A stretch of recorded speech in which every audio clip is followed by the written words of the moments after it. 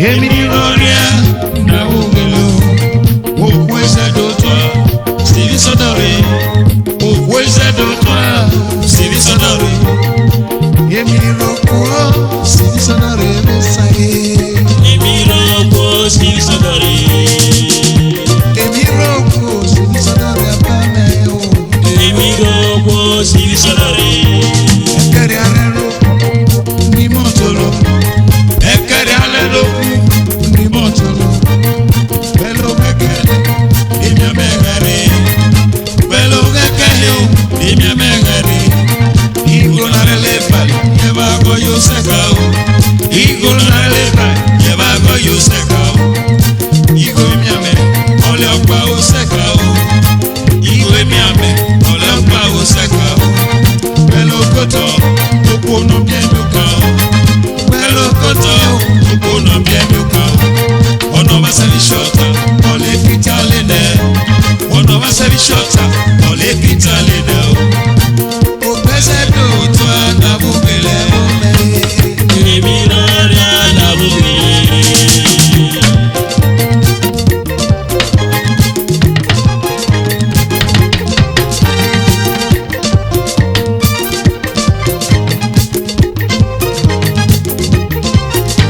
When I yell me, where we hear email.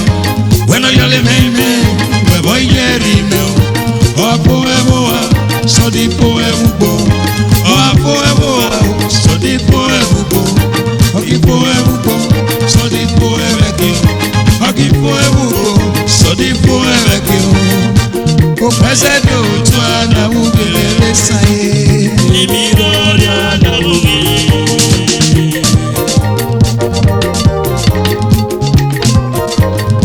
Vincent Ogala, Managing Director of V Oil Chemical Marketing Co. Limited.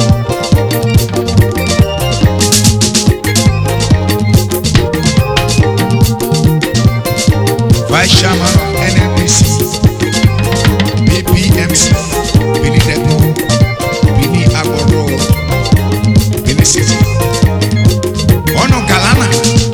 Ebe zenme mama that yemo gala. Ogala. Omekyo metamama. Ori sineme. Ogala. Ore loko kwa. Ore loko kwa. Ore loko kwa soswa. Oshi uharika kekwe. Ori si yologala. Ogala se pare no mona. Osubie.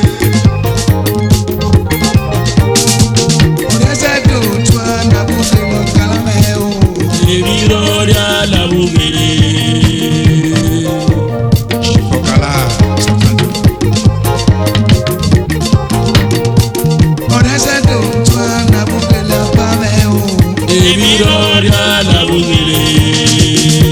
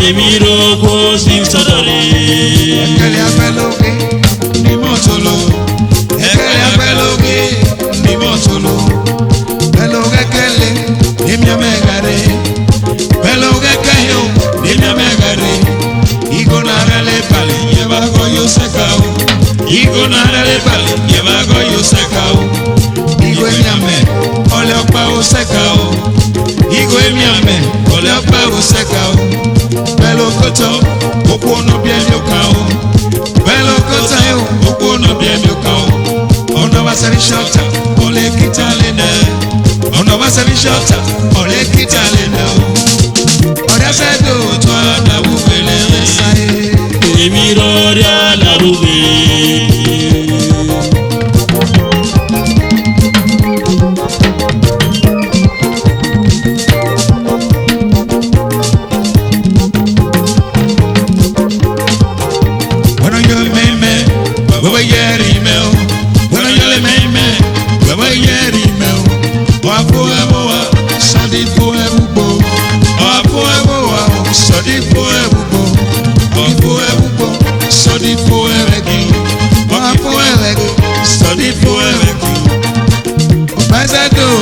na ugele besa baby roda na ugele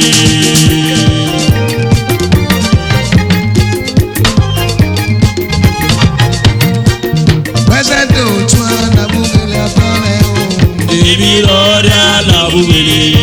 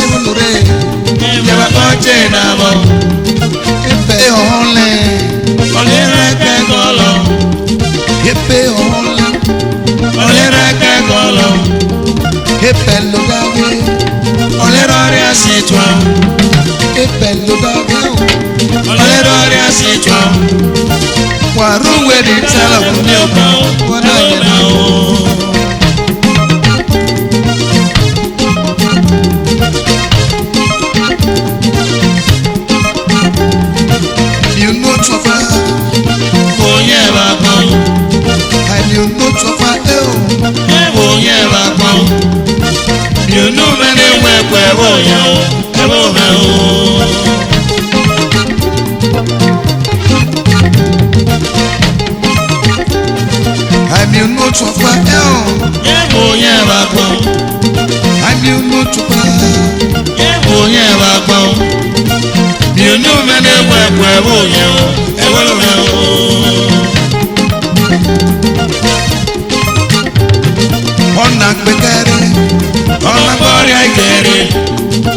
na tekere yo Ona boya kere haro penye Ine sare yelo haro penye Ine sare yelo wa myo usa Uri baby abo wa myo usa Uri baby abo Baby no sako never go never go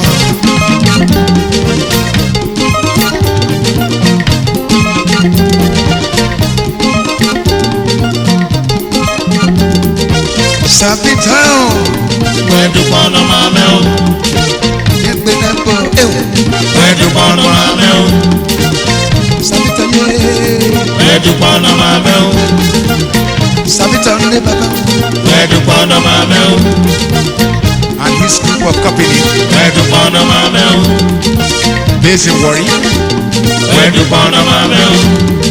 Director Sareme Where do Bono Mamel?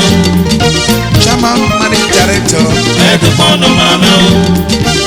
Sareme Matos Where do Bono Mamel? Director Sareme Where do Bono Mamel? Chairman of Managing Directors Where do Bono Mamel? of Sareme Matos Where do Bono Mamel? based in Warri Where do Bono Mamel? Priest of Sida Harmony Where do Bono Mamel? on Sunday Oye base Where do Bono Mamel? in Port Harcourt Where do Bono Mamel? Priest Samuel Where do Bono Mamel? Joe Eboji Where do Bono Mamel?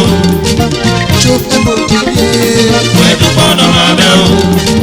Chairman Managing Director Where do Bono Mamel? International Agency Nigeria Where do Bono Mamel? Limited base in Port Harcourt Where do Bono Mamel? Joe Eboji Where do Bono Mamel? Papa Eboji Where do Bono Mamel? Eboji Where do Bono Mamel? Where do Bono Mamel? Chief Mempo Chabwite Where do Bono Mamel?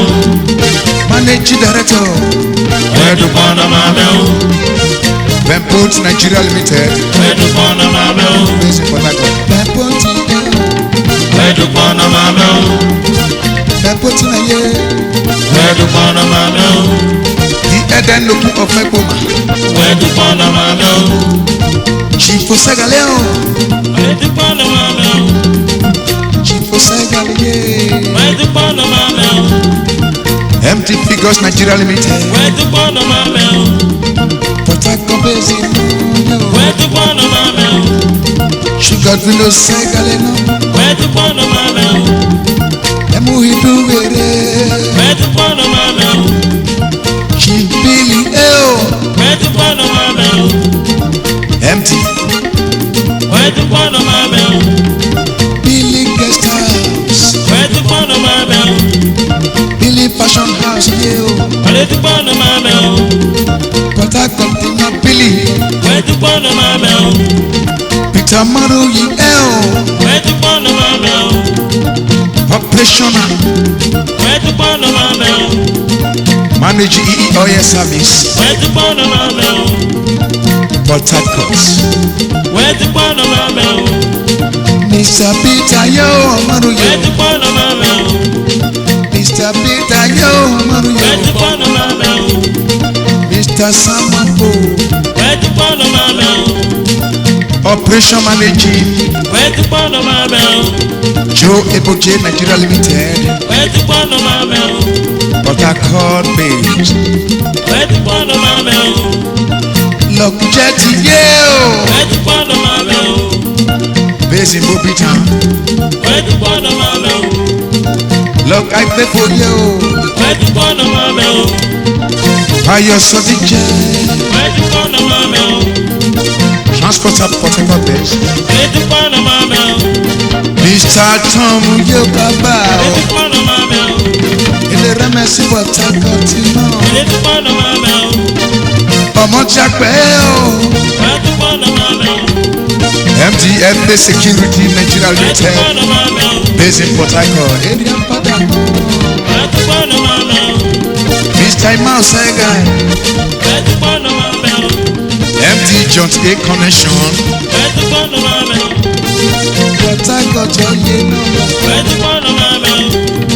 Honorable Innocence.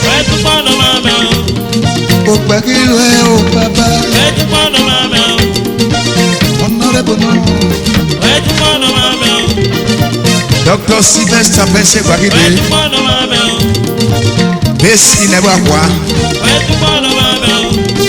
Ekuma local government area.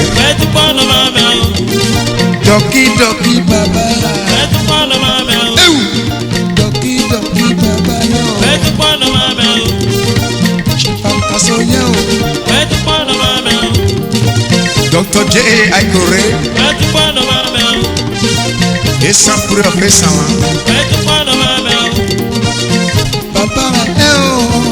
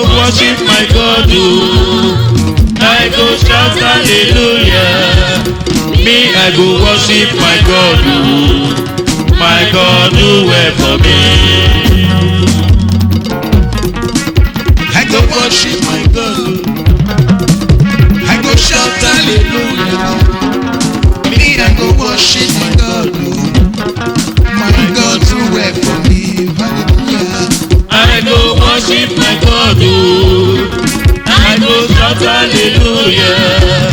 Me, I go worship my God. My God do well for me. Go worship my God. I go shout hallelujah. Me, I go worship my God. My God do well for me. Hallelujah. I go worship my God. I go shout hallelujah. Me, I go worship my God. My God do well for me. I go worship my God. I go shout hallelujah. Me, I go worship my God. My God do well for me. Hallelujah. I go worship my God. I go shout hallelujah. Me, I go worship my God. My God do well for me. I go worship my God. I go shout hallelujah. Me, I go worship my God. My God do well for me. Hallelujah. I go worship my God. I go shout hallelujah. Me, I go worship my God. My God do well for me. I go worship my God. I go shout hallelujah. Me, I go worship my God. My God do well for me. Hallelujah. I go worship my God. I go shout hallelujah. Me, I go worship my God. My God do well for me. Shout hallelujah. Amen, hallelujah, amen. Amen, hallelujah, amen. Oh, shout hallelujah. Amen, hallelujah, amen. Shout hallelujah. Amen, hallelujah, amen. Shout hallelujah. Amen, hallelujah, amen. Shout hallelujah. Amen, hallelujah, amen. Shout hallelujah. Amen, hallelujah, amen. Hallelujah. Amen, hallelujah, Hallelujah. amen, hallelujah, amen. Oh, shout hallelujah. Amen, hallelujah, Amen. Hallelujah. amen, hallelujah, Amen. Hallelujah. amen, hallelujah, amen. Shout hallelujah. Amen, hallelujah, amen. Hey!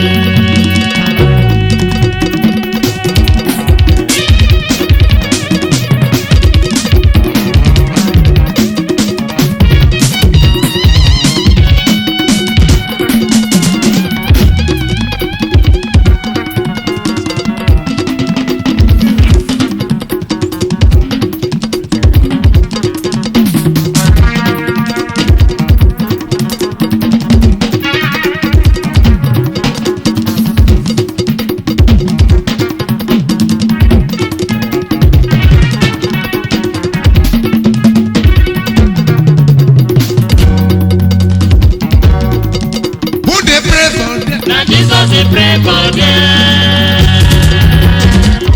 River, river.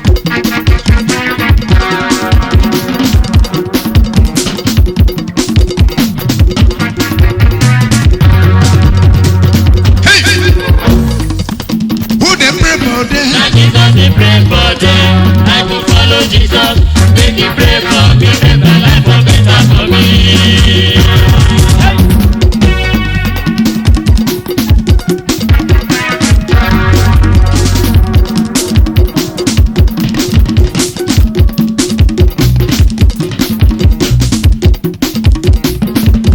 Who they pray for Now them? Jesus he pray for them.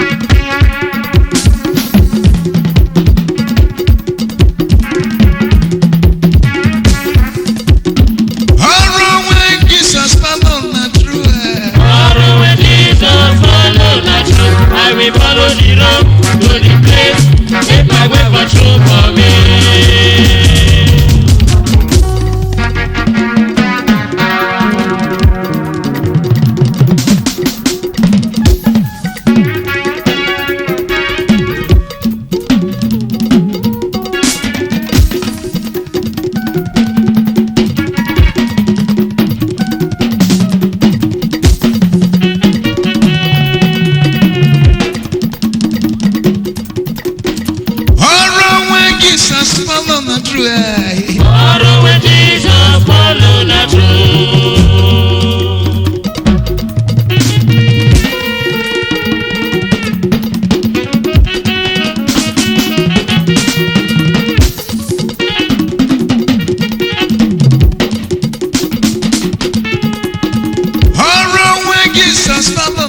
Follow with Jesus, follow na true. I will follow the road to the place. Make my way was true for me.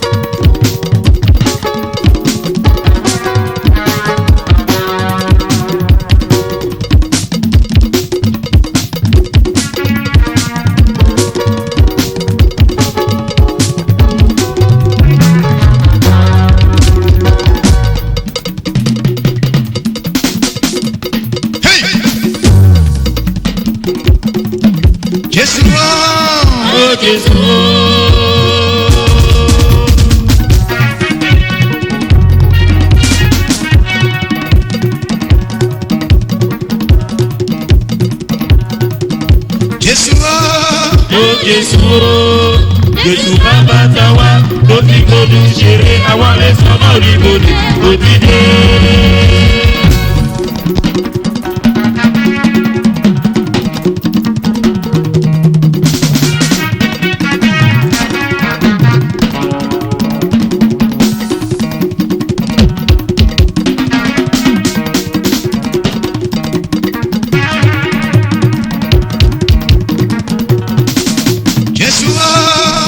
Jésù.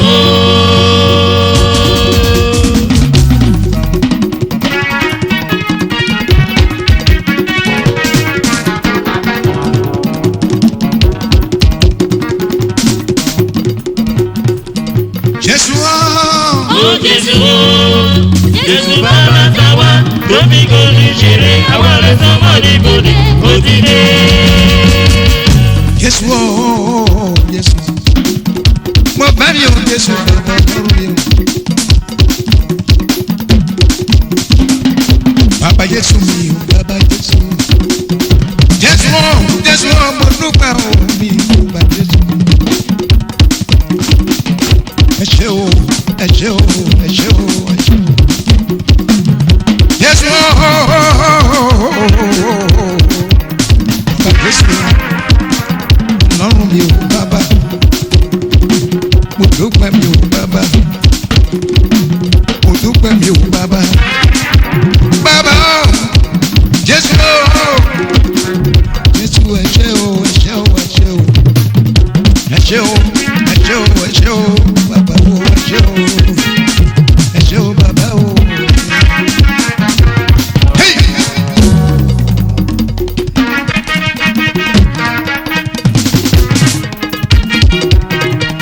Jésù o.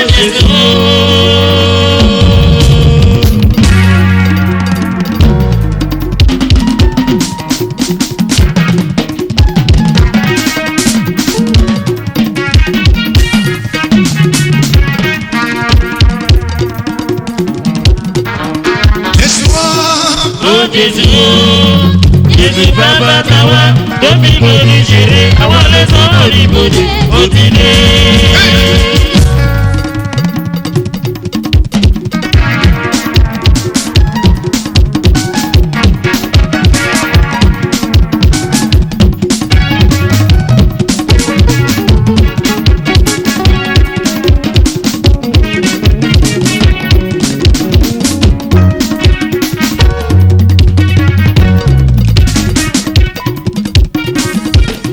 Jésù ló gẹ̀rẹ́. Wọ́n tó ní mẹ́ta rẹ̀ tó.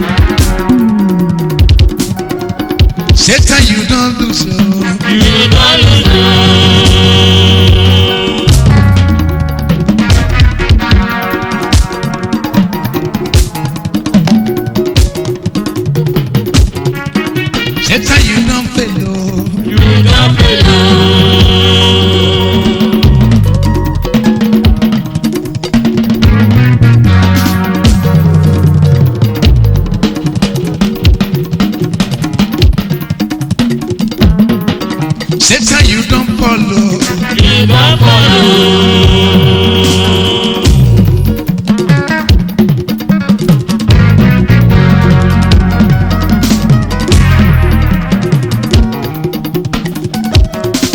Satan, you don't follow. You don't follow. You don't follow. You don't follow. Satan, you don't lose. You don't lose. You don't lose. Satan, you don't follow. You don't follow. Satan, you don't lose. You don't lose.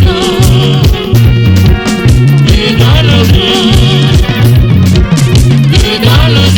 Satan, you don't follow. You don't follow. You don't get like it.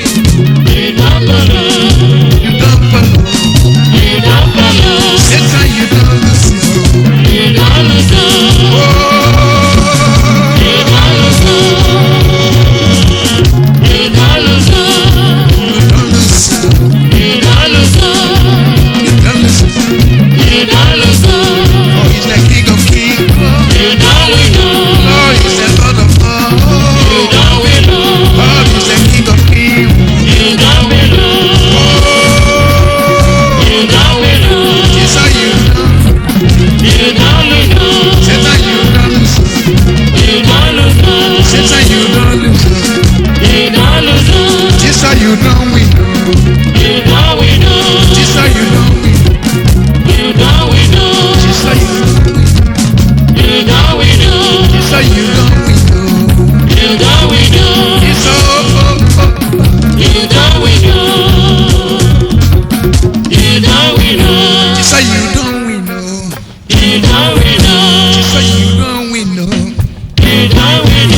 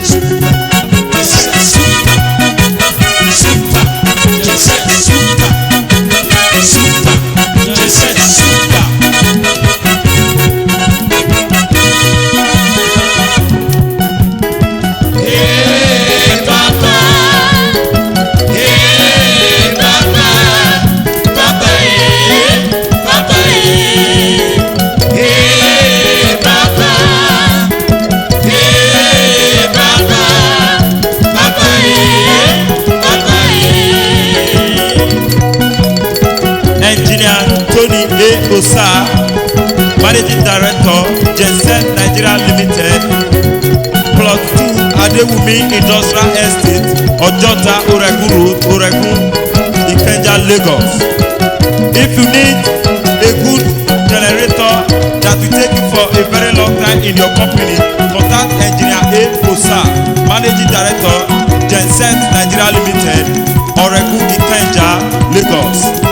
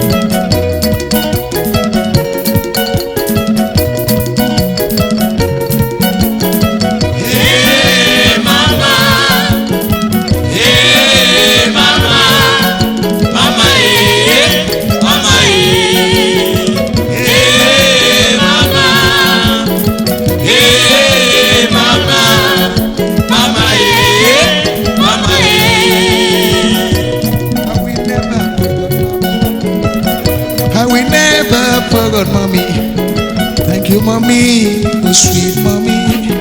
Thank you, mommy. Oh, sweet mommy. For take me for good 9 months. For take me for good 9 months. You don't love me to that for your womb. You don't allow to that for your womb. Thank you, mommy. I say thank you, mommy. Thank you, mommy. I say thank you, mommy. Thank you, mommy. I say thank you, mommy. Thank you, mommy. I say thank you, mommy. Hey, mama. Hey, mama. Mama, hey, mama, hey. Hey, mama. Hey, mama. Mama, hey, mama, hey. Super, just said super. Super, just said super. Super, just said super. Super, just said super. Super, just said super. Jesset Nigeria Limited, based in Lagos.